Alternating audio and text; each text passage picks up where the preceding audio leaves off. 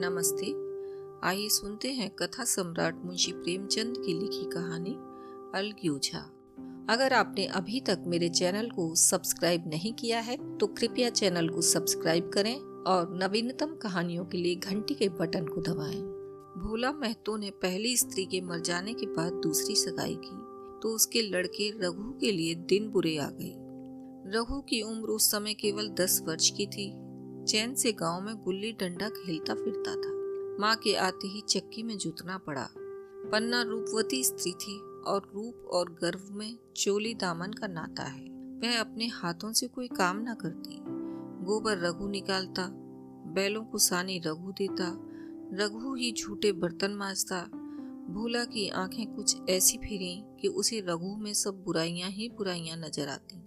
पन्ना की बातों को वह प्राचीन मर्यादा अनुसार आंखें बंद करके मान लेता था। रघु की शिकायतों की जरा परवाह न करता। नतीजा यह हुआ कि रघु ने शिकायत करना ही छोड़ दिया। किसके सामने रोए? बाप ही नहीं, सारा गांव उसका दुश्मन था। बड़ा जिद्दी लड़का है।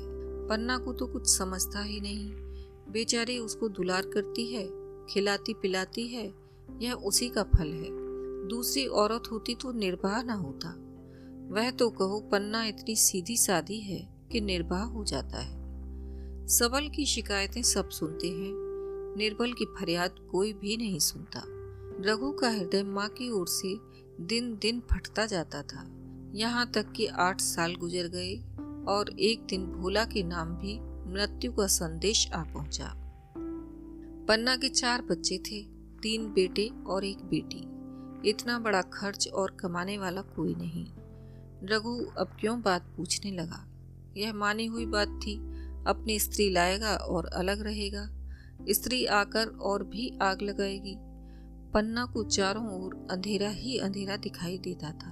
पर कुछ भी हो, वह रघु की औरत बनकर घर में ना रहेगी। जिस घर में उसने राज किया उसमें अब लौंडी ना बनेगी। जिस लौंडे को अपना गुलाम समझा उसका मुंह न ताकेगी। वह सुंदर थी, अवस्था अभी कुछ ऐसी ज्यादा ना थी। जवानी अपनी पूरी बहार पर थी। क्या वह कोई दूसरा घर नहीं कर सकती? यही ना होगा, लोग हंसेंगे भला से। उसकी बिरादरी में क्या ऐसा नहीं होता? ब्राह्मण ठाकुर थोड़े ही थी कि नाक कट जाएगी। यह तो उन्हीं ऊंची जात वालों में होता है कि घर में चाहे जो कुछ करो, बाहर पर्दा ढका रहे। वह तो संसार को दिखाकर दूसरा घर कर सकती है। फिर वह रघु की दबेल बनकर क्यों रहे? भोला को मरे 1 महीना गुजर चुका था। संध्या हो गई थी।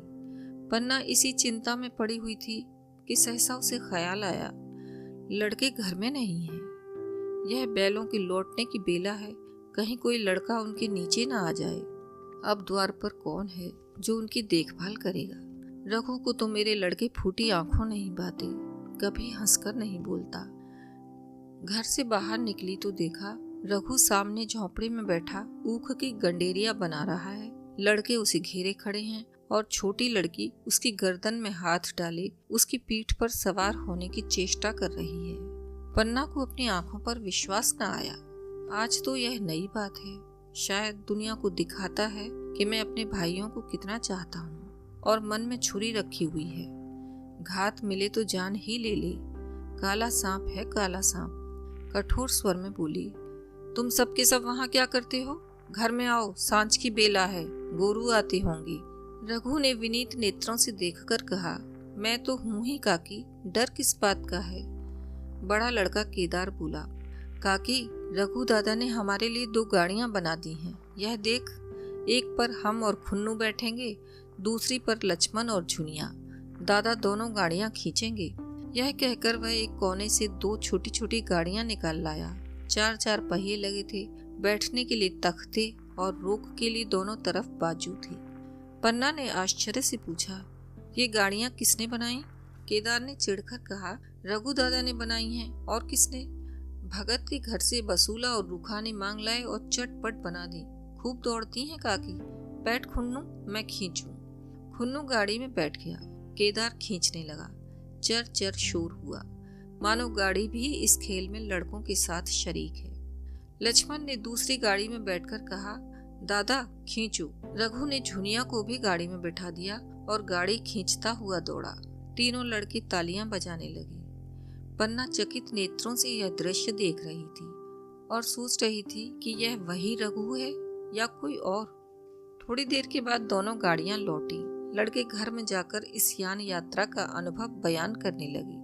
कितने खुश थे सब, मानो हवाई जहाज पर बैठ आए हों। खुन्नू ने कहा, काकी सब पेड़ दौड़ रहे थे। लक्ष्मण, और बच्चियां कैसी भागी? सब की सब दौड़ी। केदार, काकी रघु दादा दोनों गाड़ियां एक साथ खींच ले जाते हैं। झुनिया सबसे छोटी थी, उसकी व्यंजना शक्ति उछल कूद और नेत्रों तक परिमित थी। तालियां बजा बजा कर नाच रही थी। खुन्नू, अब हमारे घर गाय भी आ जाएगी काकी। रघु दादा ने गिरधारी से कहा है कि हमें एक गाय ला दो। गिरधारी बोला, कल लाऊंगा। केदार, 3 सेर दूध देती है काकी, खूब दूध पिएंगे। इतने में रघु भी अंदर आ गया। पन्ना ने अवहेलना की दृष्टि से देखकर पूछा, क्यों रघु, तुमने गिरधारी से कोई गाय मांगी है? रघु ने क्षमा प्रार्थना के भाव से कहा, हाँ मांगी तो है, कल लाएगा। पन्ना, रुपए किसके घर से आएंगे यह भी सोचा है? रघु, सब सोच लिया है काकी, मेरी यह मोहर नहीं है। इसके 25 रुपए मिल रहे हैं। 5 रुपए बछिया के मूंजा दे दूंगा, बस गाय अपनी हो जाएगी। पन्ना सन्नाटे में आ गई। अब उसका अविश्वासी मन भी रघु के प्रेम और सज्जनता को अस्वीकार न कर सका। बोली, मोहर को क्यों बेचे देते हो? गाय की अभी कौन जल्दी है, हाथ में पैसे हो जाए तो ले लेना। सूना सूना गला अच्छा ना लगेगा। इतने दिनों गाय नहीं रही तो क्या लड़के नहीं जिए?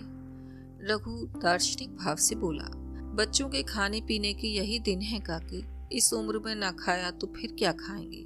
मोहर पहनना मुझे अच्छा भी नहीं मालूम होता। लोग समझते होंगे कि बाप तो गया, इसे मोहर पहनने की सूझी है। भोला मैं तो गाय की चिंता में ही चल बसी। ना रुपए आए और ना गाय मिली, मजबूर थे। रघु ने यह समस्या कितनी सुगमता से हल कर दी। आज पहली बार पन्ना को रघु पर विश्वास आया। बोली, जब गहना ही बेचना है तो अपनी मोहर क्यों बेचोगे, मेरी हंसुली ले लेना। रघु, नहीं काकी, वह तुम्हारे गले में बहुत अच्छी लगती है। मर्दों को क्या मोहर पहने या ना पहने। पन्ना, चल मैं बूढ़ी हुई, अब हंसुली पहन कर क्या करना है, तू अभी लड़का है, तेरा गला अच्छा ना लगेगा। रघु मुस्कुराकर बोला, तुम अभी से कैसे बूढ़ी हो गई, गांव में है कौन तुम्हारे बराबर। रघु की सरल आलोचना ने पन्ना को लज्जित कर दिया। उसके रूखे मुरझाए मुख पर प्रसन्नता की लाली दौड़ गई। 5 साल गुजर गए। रघु का सा मेहनती, ईमानदार, बात का धनी दूसरा किसान गांव में ना था। पन्ना की इच्छा के बिना कोई काम न करता। उसकी उम्र अब 23 साल की हो गई थी। पन्ना बार बार कहती, भैया बहू को विदा करा लाओ, कब तक नहर में पड़ी रहेगी। सब लोग मुझे को बदनाम करते हैं कि यही बहू को नहीं आने देती। मगर रघु टाल देता था, कहता कि अभी जल्दी क्या है। उसे अपनी स्त्री के रंग ढंग का कुछ परिचय दूसरों से मिल चुका था। ऐसी औरत को घर में लाकर वह अपनी शांति में बाधा नहीं डालना चाहता था। आखिर एक दिन पन्ना ने जिद करके कहा, तो तुम ना लाओगे?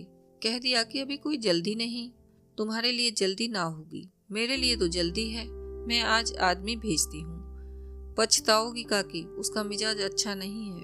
तुम्हारी बला से जब मैं उससे बोलूंगी ही नहीं तो क्या हवा से लड़ेगी? रोटियां तो बना लेगी, मुझसे भीतर बाहर का सारा काम नहीं होता। मैं आज बुलाए लेती हूँ।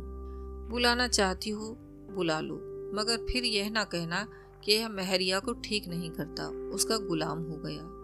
ना कहूंगी, जाकर 2 साड़ियां और मिठाई ले आ। तीसरे दिन मुलिया मैके से आ गई।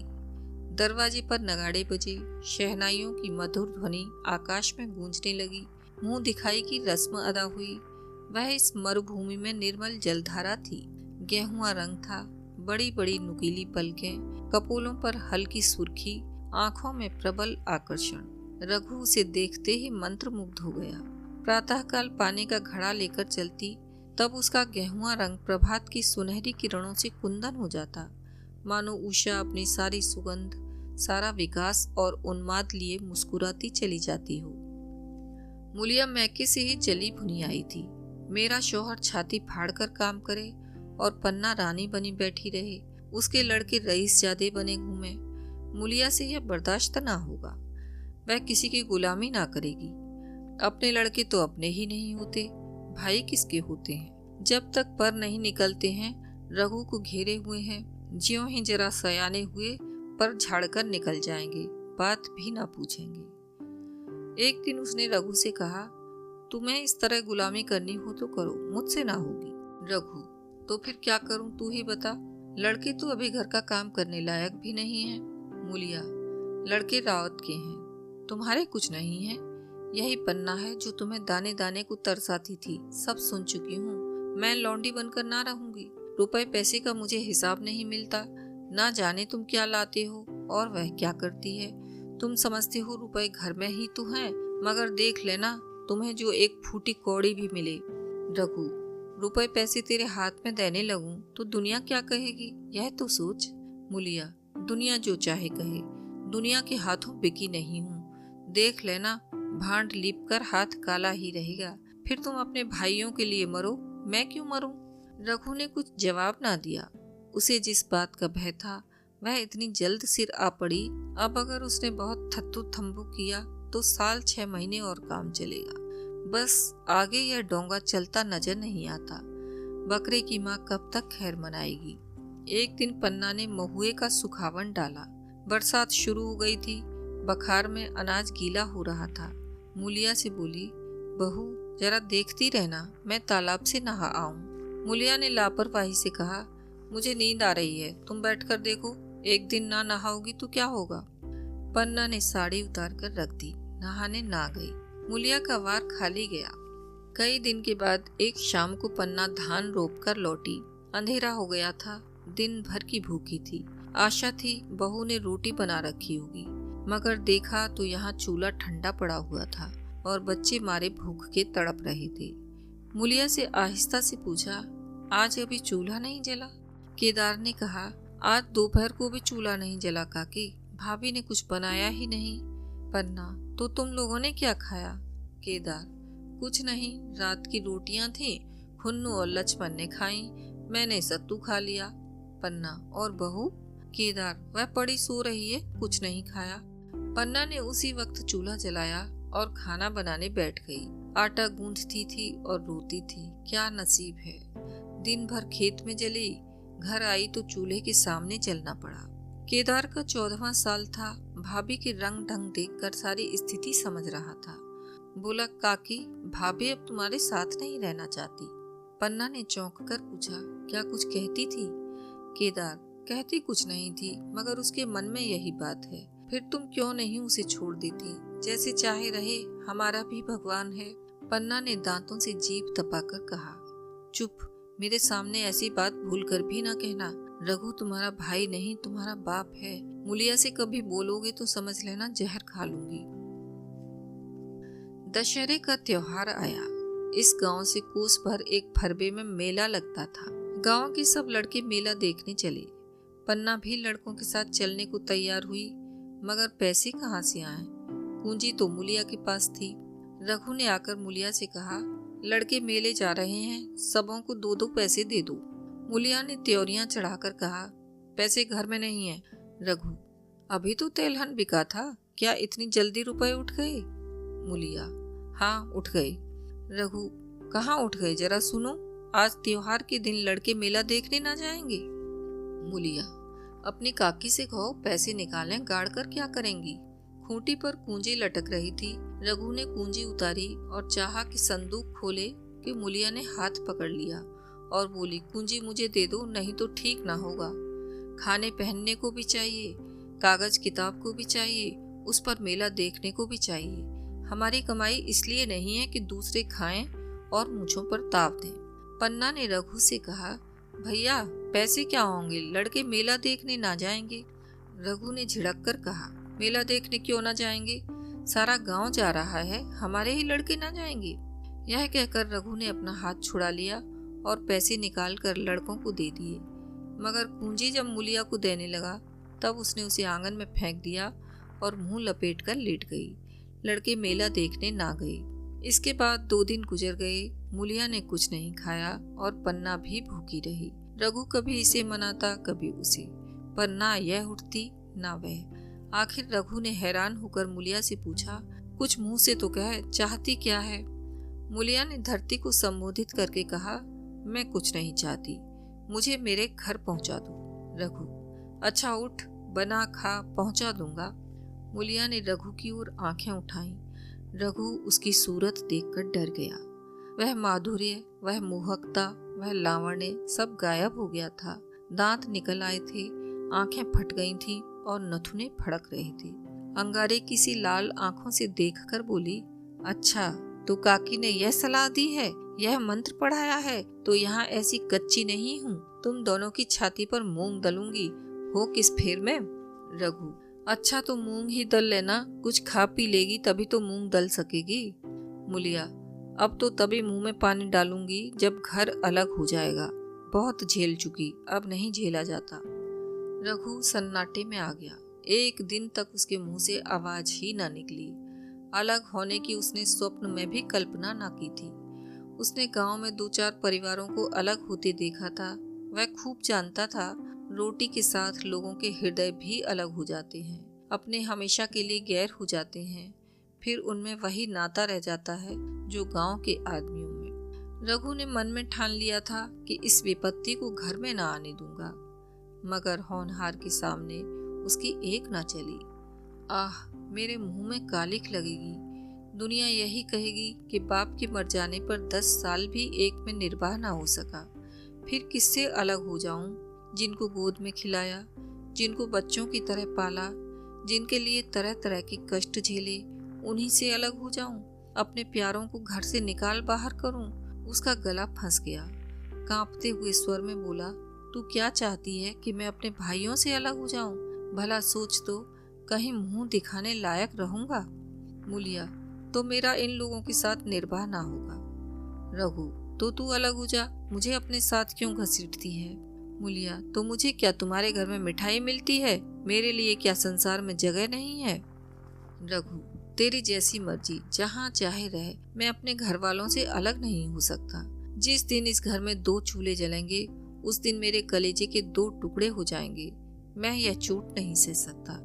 तुझे जो तकलीफ हो वह मैं दूर कर सकता हूँ। माल असबाब की मालकिन तू है, अनाज पानी तेरे ही हाथ है। अब रह क्या गया है? अगर कुछ काम धंधा करना नहीं चाहती, मत कर। भगवान ने मुझे समाई दी होती तो मैं तुझे तिनका तक उठाने ना देता। तेरे यह सुकुमार हाथ पांव मेहनत मजदूरी करने के लिए बनाए ही नहीं गए हैं, मगर क्या करूं, अपना कुछ बस ही नहीं है। फिर भी तेरा जी कोई काम करने को ना चाहे, मत कर, मगर मुझसे अलग होने को ना कहे, मैं तेरे पैरों पड़ता हूँ। मूलिया ने सिर से आंचल खिसकाया और जरा समीप आकर बोली, मैं काम करने से नहीं डरती, ना बैठे बैठे खाना चाहती हूँ, मगर मुझसे किसी की धौंस नहीं सही जाती। तुम्हारी ही काकी घर का कामकाज करती हैं तो अपने लिए करती हैं, अपने बाल बच्चों के लिए करती हैं, मुझ पर कुछ एहसान नहीं करती। फिर मुझ पर धौंस क्यों जमाती हैं? उन्हें अपने बच्चे प्यारे होंगे, मुझे तो तुम्हारा आसरा है। मैं अपनी आंखों से यह नहीं देख सकती कि सारा घर तो चैन करे, जरा जरा से बच्चे तो दूध पिएं, और जिसके बलबूते पर गृहस्थी बनी हुई है वह मट्ठे को तरसे, कोई उसका पूछने वाला ना हो। जरा अपना मुंह तो देखो, कैसी सूरत निकल आई है। औरों के तो 4 बरस में अपने पट्टे तैयार हो जाएंगे, तुम तो 10 साल में खाट पर पड़ जाओगे। बैठ जाओ, खड़े क्यों हो? क्या मार कर भागोगे? मैं तुम्हें जबरदस्ती ना बांध लूंगी, या मालकिन का हुक्म नहीं है। सच कहूँ तुम बड़े कटकलेजी हो। मैं जानती ऐसे निर्मोहिये से पाला पड़ेगा तो इस घर में भूल से ना आती भी तो मन ना लगाती, मगर अब तो मन तुमसे लग गया। घर भी जाऊं तो मन यहाँ ही रहेगा, और तुम जो हो मेरी बात नहीं पूछती। मूलिया की ये रसीली बातें रघु पर कोई असर न डाल सकी। वह उसी रुखाई से बोला, मूलिया, मुझसे यह ना होगा। अलग होने का ध्यान करते ही मेरा मन ना जाने कैसा हो जाता है। यह चोट मुझसे ना सही जाएगी। मूलिया ने परिहास करके कहा, तो चूड़ियां पहनकर अंदर बैठो ना, लाओ मैं मूछें लगा लूं। मैं तो समझती थी कि तुम में भी कुछ कल बल है, अब देखती हूँ तो निरे मिट्टी के लौंदे हो। पन्ना दालान में खड़ी दोनों की बातचीत सुन रही थी। अब उससे ना रहा गया। सामने आकर रघु से बोली, जब वह अलग होने पर तुली हुई है, फिर तुम क्यों उसे जबरदस्ती मिलाए रखना चाहते हो? तुम उसे लेकर रहो, हमारे भगवान ने निर्वाह दिया तो अब क्या डर। अब तो भगवान की दया से तीनों लड़के सयाने हो गए हैं, अब कोई चिंता नहीं। रघु ने आंसू भरी आंखों से पन्ना को देखकर कहा, काकी तू भी पागल हो गई है क्या? जानती नहीं 2 रोटियां होते ही 2 मन हो जाते हैं। पन्ना, जब वह मानती ही नहीं तब तुम क्या करोगे? भगवान की मर्जी होगी तो कोई क्या करेगा। परालब्ध में जितने दिन एक साथ रहना लिखा था उतने दिन रहे, अब उसकी यही मर्जी है तो यही सही। तुमने मेरे बाल बच्चों के लिए जो कुछ किया वह भूल नहीं सकती। तुमने इनके सिर हाथ ना रखा होता तो आज इनकी ना जाने क्या गति होती, ना जाने किसके द्वार पर ठोकरें खाते होते, ना जाने कहाँ कहाँ भीख मांगते फिरते। तुम्हारा जस मरते दम तक गाऊंगी। अगर मेरी खाल तुम्हारे जूते बनाने के काम आती तो खुशी से दे दूं। चाहे तुमसे अलग हो जाऊं, पर जिस घड़ी पुकारोगे कुत्ते की तरह दौड़ी आऊंगी। यह भूल कर भी ना सोचना कि तुमसे अलग होकर मैं तुम्हारा बुरा चेतूंगी। जिस दिन तुम्हारा अनभल मेरे मन में आएगा उसी दिन विष खाकर मर जाऊंगी। भगवान करे तुम दूधों नहाओ पूतों फलो। मरते दम तक यही असीस मेरे रोए रोए से निकलती रहेगी। और अगर लड़के भी अपने बाप के हैं तो मरते दम तक तुम्हारा पोस मानेंगे। यह कहकर पन्ना रोती हुई वहां से चली गई। रघु वहीं पर मूर्ति की तरह बैठा रहा। आसमान की ओर टकटकी लगी थी और आंखों से आंसू बह रहे थे। पन्ना की बातें सुनकर मुलिया समझ गई कि अपने पौबारे हैं। चटपट उठी, घर में झाड़ू लगाई, चूल्हा जलाया और कुएं से पानी लाने चली। उसकी टेक पूरी हो गई थी। गांव में स्त्रियों के 2 दल होते हैं, एक बहुओं का, दूसरा सासों का। बहुएं सलाह और सहानुभूति के लिए अपने दल में जाती हैं, सासें अपने में। दोनों की पंचायतें अलग होती हैं। मुलिया को कुएं पर 2-3 बहुएं मिल गईं। एक ने पूछा, आज तो तुम्हारी बुढ़िया बहुत रोध हो रही थी। मुलिया ने विजय के गर्व से कहा, इतने दिनों से घर की मालकिन बनी हुई है, राजपाट छोड़ते किसे अच्छा लगता है। बहन मैं उनका बुरा नहीं चाहती, लेकिन एक आदमी की कमाई में कहाँ तक बरकत होगी। मेरे भी तो यही खाने पीने पहनने ओढ़ने के दिन हैं। अभी उनके पीछे मरो, फिर बाल बच्चे हो जाएं उनके पीछे मरो, सारी जिंदगी रोते ही कट जाएगी। एक बहू, बुढ़िया यही चाहती है कि ये सब जन्म भर लौंडी बनी रहे, मोटा झूठा खाएं और पड़ी रहें। दूसरी बहू, किस भरोसे पर कोई मरे। अपने लड़के तो बात नहीं पूछे, पराये लड़कों का क्या भरोसा। कल इनके हाथ पैर हो जाएंगे, फिर कौन पूछता है। अपनी अपनी महरियों का मुंह देखेंगे। पहले से ही फटकार देना अच्छा है, फिर तो कोई कलंक ना होगा। मुलिया पानी लेकर गई, खाना बनाया और रघु से बोली, जाओ नहा आओ, रोटी तैयार है।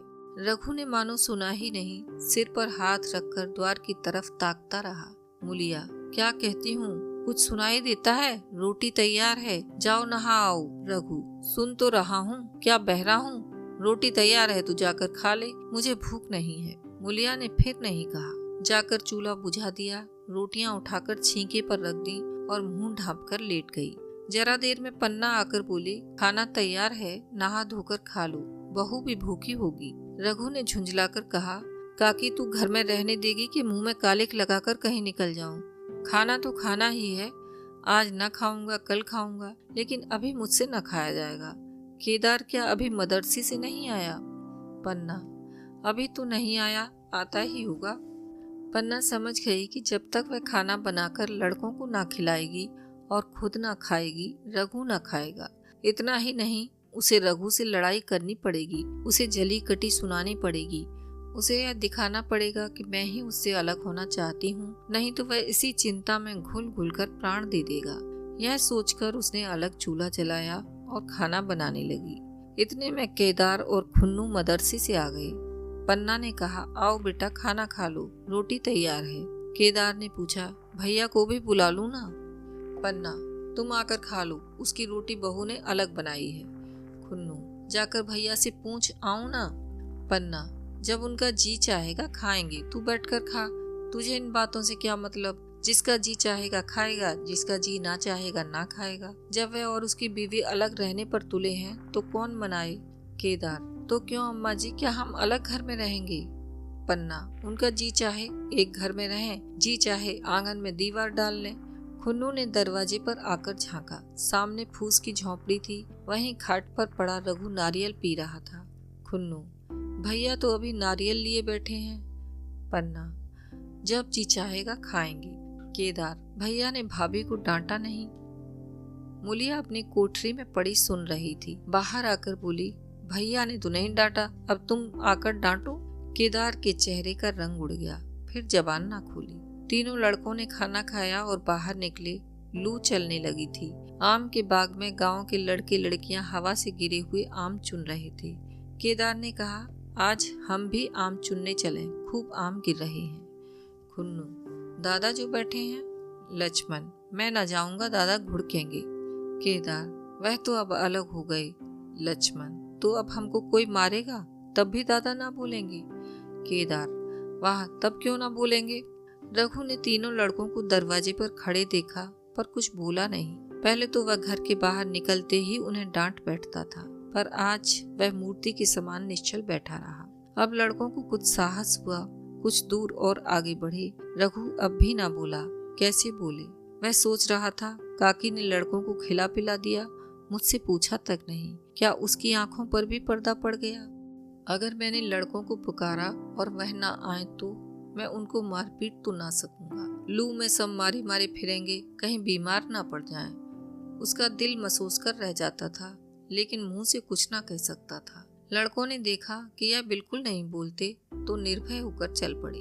सहसा मूलिया ने आकर कहा, अब तो उठोगे कि अब भी नहीं? जिनके नाम पर फाका कर रहे हो, उन्होंने मजे से लड़कों को खिलाया और आप खाया, अब आराम से सो रही हैं। मोर पिया बात न पूछे, मोर सुहागिन नाव। एक बार भी तो मुंह से ना फूटा कि चलो भैया खा लो। रघु को इस समय मर्मांतक पीड़ा हो रही थी। मूलिया के इन कठोर शब्दों ने घाव पर नमक छिड़क दिया। दुखित नेत्रों से देखकर बोला, तेरी जो मर्जी थी वही तो हुआ, अब जा ढोल बजा। मूलिया, नहीं, तुम्हारे लिए थाली परोसी बैठी हूँ। रघु, मुझे चिढ़ा मत, तेरे पीछे मैं भी बदनाम हो रहा हूँ। जब तू किसी की होकर नहीं रहना चाहती तो दूसरे को क्या गरज है जो मेरी खुशामद करे। जाकर काकी से पूछ, लड़के आम चुनने गए हैं, उन्हें पकड़ लाऊं? मूलिया अंगूठा दिखाकर बोली, यह जाता है, तुम्हें 100 बार गरज हो, जाकर पूछो। इतने में पन्ना भी भीतर से निकल आई। रघु ने पूछा, लड़के बगीचे में चले गए काकी, लू चल रही है। पन्ना, अब उनका कौन 75 है, बगीचे में जाएं, पेड़ पर चढ़ें, पानी में डूबें, मैं अकेली क्या क्या करूं। रघु, जाकर पकड़ लाऊं? पन्ना, जब तुम्हें अपने मन से नहीं जाना है तो फिर मैं जाने को क्यों कहूँ? तुम्हें रोकना होता तो रोक ना देते, तुम्हारे सामने ही तो गए होंगे। पन्ना की बात पूरी भी ना हुई थी कि रघु ने नारियल कोने में रख दिया और बाग की तरफ चला। रघु लड़कों को लेकर बाग से लौटा तो देखा मूलिया अभी तक झोंपड़े में खड़ी है। बोला, तू जाकर खा क्यों नहीं लेती, मुझे तो इस बेला भूख नहीं है। मूलिया ऐंठ कर बोली, हाँ, भूख क्यों लगेगी, भाइयों ने खाया, वह तुम्हारे पेट में पहुंच ही गया होगा। रघु ने दांत पीसकर कहा, मुझे जला मत मूलिया, नहीं अच्छा ना होगा। खाना कहीं भागा नहीं जाता, एक बेला ना खाऊंगा तो मर ना जाऊंगा। क्या तू समझती है घर में आज कोई बात हो गई है? तूने घर में चूल्हा नहीं जलाया, मेरे कलेजे में आग लगाई है। मुझे घमंड था कि और चाहे कुछ हो जाए पर मेरे घर में फूट का रोग ना आने पाएगा, पर तूने मेरा घमंड चूर कर दिया। परालब्ध की बात है। मूलिया तिनक कर बोली, सारा मोह छो तुम्ही को है कि और किसी को है? मैं तो किसी को तुम्हारी तरह बिसूरते नहीं देखती।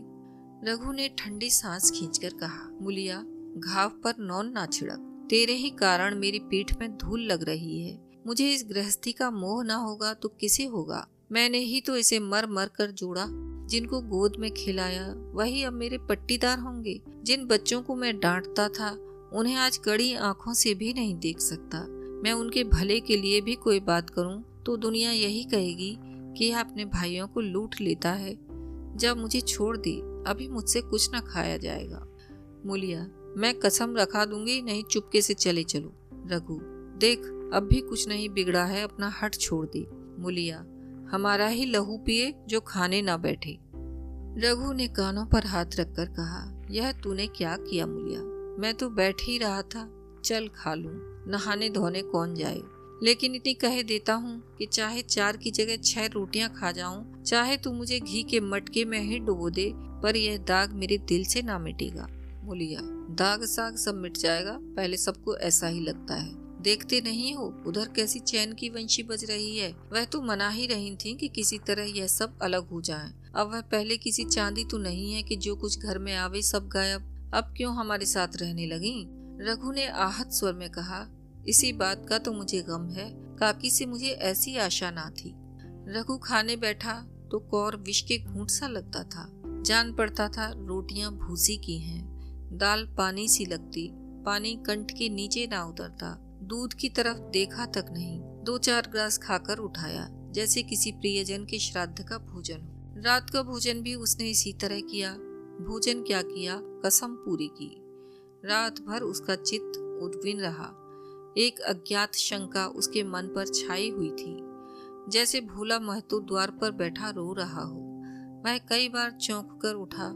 ऐसा जान पड़ा भोला उसकी ओर तिरस्कार की आंखों से देख रहा है। वह दोनों जून भोजन करता था, पर जैसे शत्रु के घर। भोला की शोक मग्न मूर्ति आंखों से ना उतरती थी। वह गांव में निकलता तो इस तरह मुंह चुराए, सिर झुकाए, मानो गौ हत्या की हो। 5 साल गुजर गए। रघु अब 2 लड़कों का बाप था। आंगन में दीवार खिंच गई थी, खेतों में मेड़ें डाल दी गई थी और बैल बच्चे बांट लिए गए थे। केदार की उम्र अब 19 की हो गई थी। उसने पढ़ना छोड़ दिया था और खेती का काम करता था। खुन्नू गाय चराता था। केवल लक्ष्मण अब तक मदरसे जाता था। पन्ना और मूलिया दोनों एक दूसरे की सूरत से जलती थी। मूलिया के दोनों लड़के बहुधा पन्ना के ही पास रहते। वही उन्हें उपटन मलती, वही काजल लगाती, वही गोद में लिए फिरती, मगर मूलिया के मुंह से अनुग्रह का एक शब्द भी ना निकलता। ना पन्ना ही इसकी इच्छुक थी। वह जो कुछ करती निर्व्याज भाव से करती थी। उसके 2 लड़के अब कमाऊ हो गए थे। लड़की खाना पका लेती थी, वह खुद ऊपर का कामकाज कर लेती। इसके विरुद्ध रघु अपने घर का अकेला था। वह भी दुर्बल, अशक्त और जवानी में बूढ़ा। अभी आयु 30 वर्ष से अधिक ना थी, लेकिन बाल खिचड़ी हो गए थे। कमर भी झुक चली थी। खांसी ने जीर्ण कर रखा था। देखकर दया आती थी। और खेती पसीने की वस्तु है। खेती की जैसी सेवा होनी चाहिए वह उससे ना हो पाती। फिर अच्छी फसल कहाँ से आती? कुछ ऋण भी हो गया था। वह चिंता और भी मारे डालती थी। चाहिए तो यह था कि अब उसे कुछ आराम मिलता। इतने दिनों के निरंतर परिश्रम के बाद सिर का बोझ कुछ हल्का होता। लेकिन मूलिया की स्वार्थपरता और अदूरदर्शिता ने लहराती हुई खेती उजाड़ दी। अगर सब एक साथ रहते तो वह अब तक पेंशन पा जाता। मजे से द्वार पर बैठा हुआ नारियल पीता। भाई काम करते, वह सलाह देता। महतो बना फिरता, कहीं किसी के झगड़े चुकाता, कहीं साधु संतों की सेवा करता। वह अवसर हाथ से निकल गया। अब तो चिंता भार दिन ब दिन बढ़ता जाता था।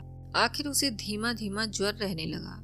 हृदय शूल, चिंता, कड़ा परिश्रम और अभाव का यही पुरस्कार है। पहले कुछ परवाह ना की, समझा आप अच्छा हो जाएगा, मगर कमजोरी बढ़ने लगी तो दवा की फिक्र हुई।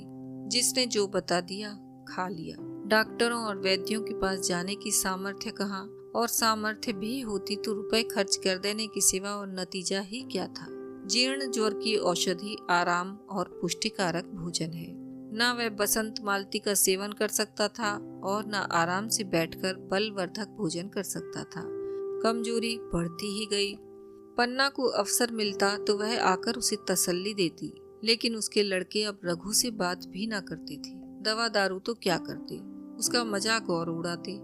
भैया समझते थे कि हम लोगों से अलग होकर सोने की ईंट रख लेंगे। भाभी भी समझती थी सोने से लग जाऊंगी। अब देखें कौन पूछता है। सिसक सिसक कर ना मरे तो कह देना। बहुत हाय हाय भी अच्छी नहीं होती। आदमी उतना काम करे जितना हो सके, यह नहीं कि रुपए के लिए जान दे दी। पन्ना कहती, रघु बेचारे का कौन दोष है? केदार कहता, चल मैं खूब समझता हूँ। भैया की जगह मैं होता तो डंडे से बात करता। मजाक थी कि औरत यूं जिद करती। यह सब भैया की चाल थी, सब सदी बदी बात थी। आखिर एक दिन रघु का टिमटिमाता हुआ जीवन दीपक बुझ गया। मौत ने सारी चिंताओं का अंत कर दिया। अंत समय उसने केदार को बुलाया था, पर केदार को ऊख में पानी देना था। डरा कहीं दवा के लिए ना भेज दें, बहाना बना दिया। मूलिया का जीवन अंधकारमय हो गया। जिस भूमि पर उसने मंसूबों की दीवार खड़ी की थी वह नीचे से खिसक गई थी। जिस खूंटे के बल पर वह उछल रही थी वह उखड़ गया था। गांव वालों ने कहना शुरू किया, ईश्वर ने कैसा तत्काल दंड दिया। बेचारी मारे लाज के अपने दोनों बच्चों को लिए रोया करती। गांव में किसी को मुंह दिखाने का साहस न होता। प्रत्येक प्राणी उससे यह कहता हुआ मालूम होता था, मारे घमंड के धरती पर पांव न रखती थी। आखिर सजा मिल गई कि नहीं? अब इस घर में कैसे निर्वाह होगा? वह किसके सहारे रहेगी? किसके बल पर खेती होगी? बेचारा रघु बीमार था, दुर्बल था, पर जब तक जीता रहा अपना काम करता रहा। मारे कमजोरी के कभी कभी सिर पकड़कर बैठ जाता और जरा दम लेकर फिर हाथ चलाने लगता था। सारी खेती तहस नहस हो रही थी। उसे कौन संभालेगा? अनाज की डांठें खलिहान में पड़ी थीं, ऊख अलग सूख रही थी। वह अकेली क्या क्या करेगी? फिर सिंचाई अकेले आदमी का तो काम नहीं। 3-3 मजदूरों को कहाँ से लाए? गांव में मजदूर थे ही कितने। आदमियों के लिए खींचातानी हो रही थी। क्या करें क्या ना करें। इस तरह 13 दिन बीत गए। क्रियाक्रम से छुट्टी मिली। दूसरे ही दिन सवेरे मूलिया ने दोनों बालकों को गोद में उठाया और अनाज मारने चली। खलिहान में पहुंचकर उसने एक को तो पेड़ के नीचे घास के नरम बिस्तर पर सुला दिया और दूसरे को वहीं बैठाकर अनाज मारने लगी। बैलों को हाँकती थी और रोती थी। क्या इसीलिए भगवान ने उसको जन्म दिया था? देखते देखते क्या से क्या हो गया। इन्हीं दिनों पिछले साल भी अनाज मारा गया था। वह रघु के लिए लोटे में शरबत और मटर की घुंगी लेकर आई थी। आज न कोई उसके आगे है न पीछे, लेकिन किसी की लौंडी तो नहीं हूँ। उसे अलग होने का अब भी पछतावा न था। एकाएक छोटे बच्चे का रोना सुनकर उसने उधर ताका तो बड़ा लड़का उसे चुमकार कर कह रहा था, भैया चुप रहो चुप रहो। धीरे धीरे उसके मुंह पर हाथ फेरता था और चुप कराने के लिए विकल था। जब बच्चा किसी तरह चुप ना हुआ तो वह खुद उसके पास लेट गया और उसे छाती से लगाकर प्यार करने लगा। मगर जब यह प्रयत्न भी सफल ना हुआ तो वह रोने लगा। उसी समय पन्ना दौड़ी आई और छोटे बालक को गोद में उठाकर प्यार करती हुई बोली, लड़कों को मुझे क्यों ना दे आई बहू? हाय हाय, बेचारा धरती पर पड़ा रो रहा है। जब मैं मर जाऊं तो जो चाहे करना, अभी तो जीती हूँ। अलग हो जाने से बच्चे तो नहीं अलग हो गए।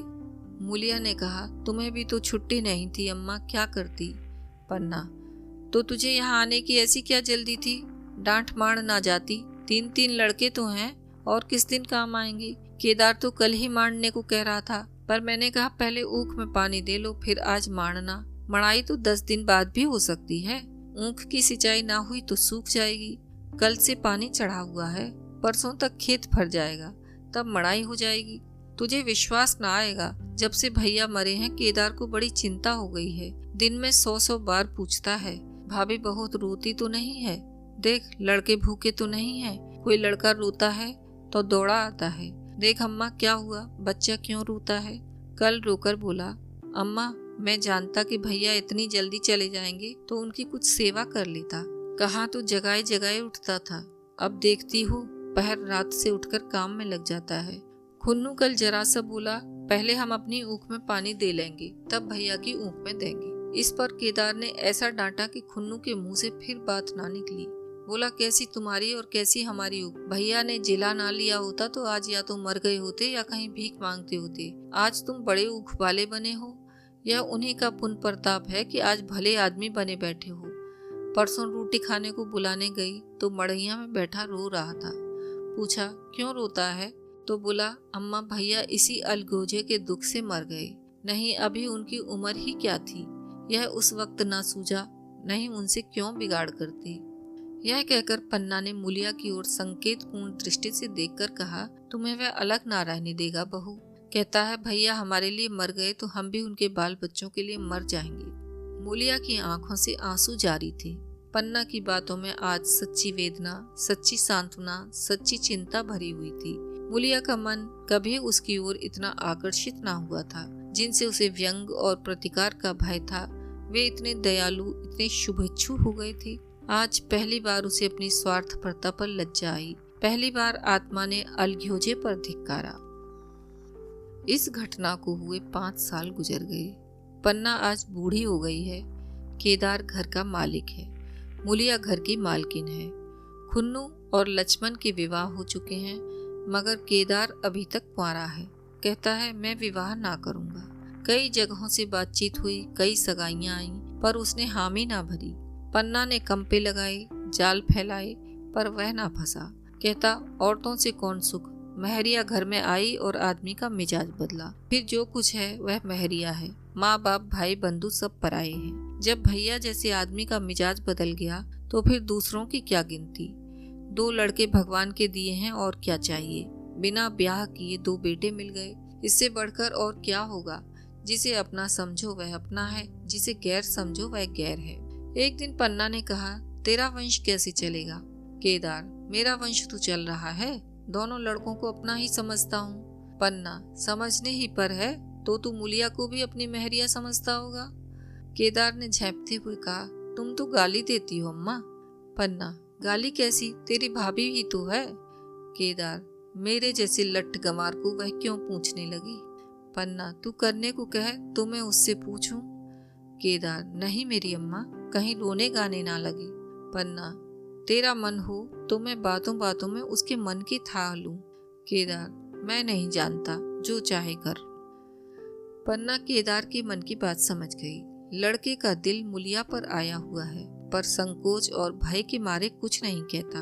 उसी दिन उसने मुलिया से कहा क्या करूं बहू, मन की लालसा मन में ही रह जाती है। केदार का घर भी बस जाता तो मैं निश्चिंत हो जाती। मुलिया वह तो करने को ही नहीं कहते। पन्ना कहता है ऐसी औरत मिले जो घर में मेल से रहे तो कर लूं। मुलिया ऐसी औरत कहाँ मिलेगी, कहीं ढूंढो। पन्ना मैंने तो ढूंढ लिया है। मुलिया सच, किस गांव की है। पन्ना अभी ना बताऊंगी, मुदा यह जानती हूँ कि उससे केदार की सगाई हो जाए तो घर बन जाए और केदार की जिंदगी भी सफल हो जाए। ना जाने लड़की मानेगी कि नहीं। मुलिया मानेगी क्यों नहीं अम्मा, ऐसा सुंदर कमाऊ सुशील वर और कहाँ मिला जाता है। उस जन्म का कोई साधु महात्मा है, नहीं तो लड़ाई झगड़े के डर से कौन बिन ब्याह रहता है। कहाँ रहती है, मैं जाकर उसे मना लाऊंगी। पन्ना तू चाहे तो उसे मना ले, तेरे ही ऊपर है। मुलिया मैं आज ही चली जाऊंगी अम्मा, उसके पैरों पड़कर मना लाऊंगी। पन्ना बता दूं, वह तू ही है। मुलिया लजाकर बोली तुम तो अम्मा जी गाली देती हो। पन्ना गाली कैसी, देवर ही तो है। मुलिया मुझ जैसी बुढ़िया को वह क्यों पूछेंगे। पन्ना वह तुझी पर दांत लगाए बैठा है, तेरे सिवा कोई और उसे भाती ही नहीं। डर के मारे कहता नहीं, पर उसके मन की बात मैं जानती हूँ। वैधव्य के शोक से मुरझाया हुआ मुलिया का पीत बदन कमल की भांति अरुण हो उठा। 10 वर्षों में जो कुछ खोया था वह इसी एक क्षण में मानो ब्याज के साथ मिल गया। वही लावण्य, वही विकास, वही आकर्षण और वही लोच। अभी आप सुन रहे थे मुंशी प्रेमचंद की लिखी कहानी अलग्योझा।